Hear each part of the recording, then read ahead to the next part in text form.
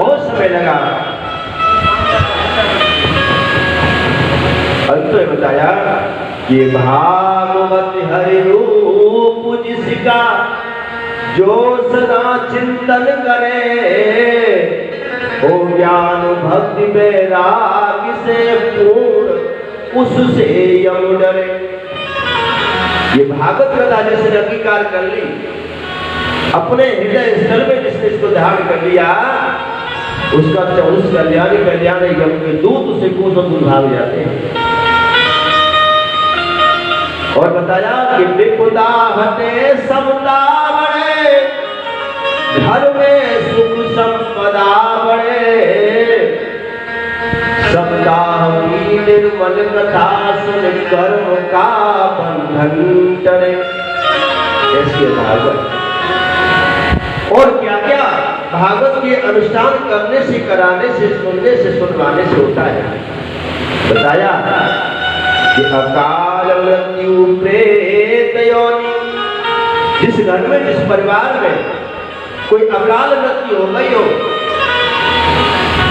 और अकाल मृत्यु होने के बाद प्रेत पिशाच बन गया हो, घर में परेशानी दे रहा हो, तो उसके निमित्त, उसके कल्याण के निमित्त से भागवत का अनुष्ठान कराइए, तो उस प्रेत पिशाच की मुक्ति हो जाती है और उसके संबंधी परिवार वालों को आत्म शांति, परम शांति मिलती है।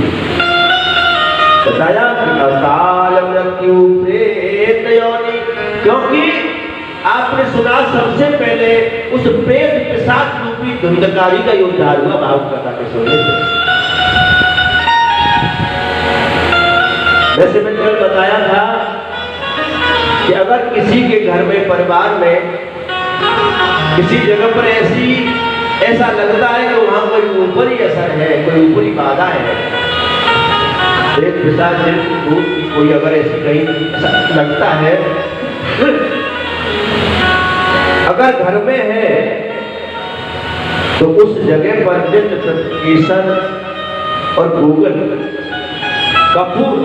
कपूर की टिक्की पर केसर और गूगल डाल करके जलाएं। कपूर जला लीजिए, उसको जलाएं, उसका धुआं उस सारे घर में, उस जगह में आप दिखाएंगे। मात्र सुबह शाम 7 दिन कर लेना, उस घर से सारी आदि व्याधि नेगेटिविटी सब खत्म हो जाएगी, नकारात्मक ऊर्जा सब खत्म हो जाएगी, चली जाएगी। और मैंने बताया कि जब गोकर्ण महाराज रात्रि के समय अपने घर आए थे तीर्थ यात्रा से, तो अपने आंगन में कमर बिछा के सो गए। रात्रि के 12 बजे धुंधकारी प्रेत बन करके प्रकट हुआ, तो कभी घड़ा की आवाज में, कभी घोड़ा की आवाज में, कभी बकरा मेढ़ा की आवाज में, तरह तरह की आवाज में बोलने लगा। तो उस समय गोकर्ण महाराज ने अपने पात्र से, कमल से और जल लिया और जल को हथेली पर रख करके गायत्री मंत्र से अभिमंत्रित किया। गायत्री मंत्र बहुत बड़ी शक्ति है। कहते हैं जब फिर बाधा हो, देव बाधा हो, भूत बाधा हो, तो वह गायत्री मंत्र का अनुष्ठान किया जाता है, गायत्री मंत्र का जाप किया जाता है और गायत्री मंत्र से आहुतियां दी जाती है, तो उससे वहां का शुद्धिकरण हो जाता है। तो वहां अगर ऐसी अवस्था है, ऐसा कुछ है, तो आप अपने जो पूजा करें वहां पर एक आसन डालें और सामने एक जल का लोटा भरें, उसमें गंगाजल मिला लें और सामने रख के धूप दीप जला करके मात्र 111 बार गायत्री मंत्र का यदि आप जाप करेंगे। गायत्री मंत्र किस किसको याद है? हाथ खड़ा करो। 1 2 गायत्री मंत्र सबको याद होना चाहिए। उस सच्चिदानंद परम आनंद स्वरूप, सुख स्वरूप पर ब्रह्म परमात्मा का मंत्र है। 24 अक्षर होते हैं इस गायत्री मंत्र में। एक बार बोलेंगे ओम भूर्भुवः स्वः तत्सवितुर्वरेण्यं भर्गो देवस्य धीमहि धियो यो नः प्रचोदयात्। इस मंत्र का 1 से 11 बार आप जब जाप करेंगे जल को सामने रख करके,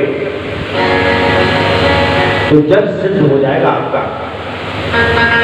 उस जल में से लेकर के आप पूरे घर में छिड़काव करें जहां तुमको ऐसा लगता है। और अगर किसी व्यक्ति पर ऐसा असर दिखता है या सब पूरे परिवार के लोग उस बाकी जल को, बच्चे को पीने वाले जल में मिला लीजिए। 24 घंटे तक उसी जल को, मिले हुए जल को आप सब पान करें, पिए। कितनी बड़ी बाधा क्यों न हो, 41 दिन का अनुष्ठान है। 41 दिन इस तरह से आप अनुष्ठान लगातार करोगे तो बड़ी से बड़ी भूत बाधा, प्रेत बाधा, पिशाच बाधा सब अपने आप खत्म हो जाएगी। और भागवत का अनुष्ठान तो सर्वोपरि है, सबसे बड़ा अनुष्ठान है भागवत कलयुग में। इससे बड़ा कोई अनुष्ठान नहीं है। चाहे कैसी भी बाधा क्यों हो जीवन में, एक बार जिस जगह भागवत अनुष्ठान हो जाता है वहां से सारी अलाय बलाएं अपने आप चली जाती है और सुख समृद्धि बरसने लगती है, भगवान की कृपा बरसने लगती है। किसी प्रकार का कभी वहां कोई कमी नहीं होती। यही भागवत महाकट कह रहे हैं, शास्त्र कह रहे हैं और सब संत ज्ञान यही तो कह रहे हैं। बताया कि अकाल मृत्यु प्रेत योनि या हो जित पिशाच, भागवत कथा के योग सो मुक्ति दृढ़ विश्वास। पितृ दोष या गृह दोष या हो वास्तु दोष, जिस घर में नित्य भागवत का पाठ किया जाता है, या ऐसा संकल्प करके जिसके जीवन में पितृ दोष है, कालसर्प दोष है, ऐसा संकल्प करके 7 दिन लगातार कथा सुने। कथा सुनने का भी नियम है, 100% आपकी कामना पूरी होगी।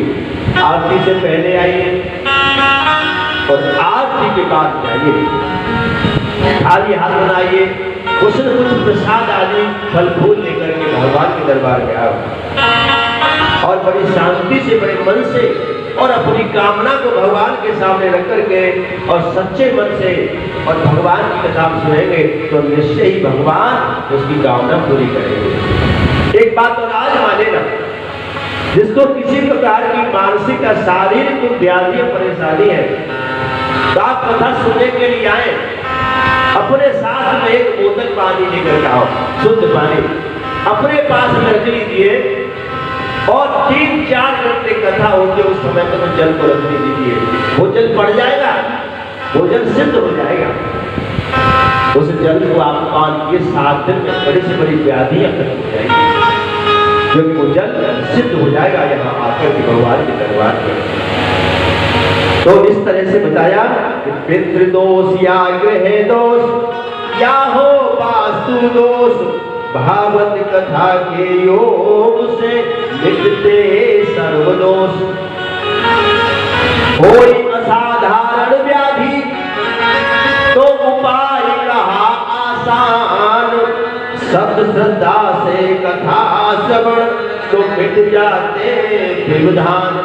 जिसके जीवन में बार बार बिगड़ आ रहे हो तो सच्ची आस्था से संकल्प करके कथा श्रवण करे तो उसकी बाधाएं बिल्कुल सब दूर हो जाएगी। यहां तक लिखा है कि पुत्र प्राप्ति ना हुई कहे निर्वंशी संसार, भागवत कथा के योग सो बढ़ता वंश अगार। इसकी कन्या ही कन्या है, बेटा नहीं है वंशवृद्धि के लिए, क्योंकि एक पुत्र का होना जरूरी बताया शास्त्रों। पुत्र से ही पितृ मोक्ष हो जाते हैं, पितरों का दर्शन किया जाता है। लेकिन मुक्ति मोक्ष में पुत्र का कोई विशेष महत्व नहीं है, ये तो हमारे ही कर्म पर आधारित है। लेकिन पितरों के लिए एक पुत्र की आवश्यकता होती है। तो निश्चय ही जिनके बेटियां बेटियां हैं, अगर पुत्र की आवश्यकता तो भागवत का अनुष्ठान कराइए, 100% पुत्र होगा। ये भागवत से हम और ये घोषणा करते हैं, बाधा है। तो ये भागवत जी के करने और कराने से ये सिद्धियां हमको अनायास मिल जाती हैं। कि जब भागवत जी का निर्माण हो गया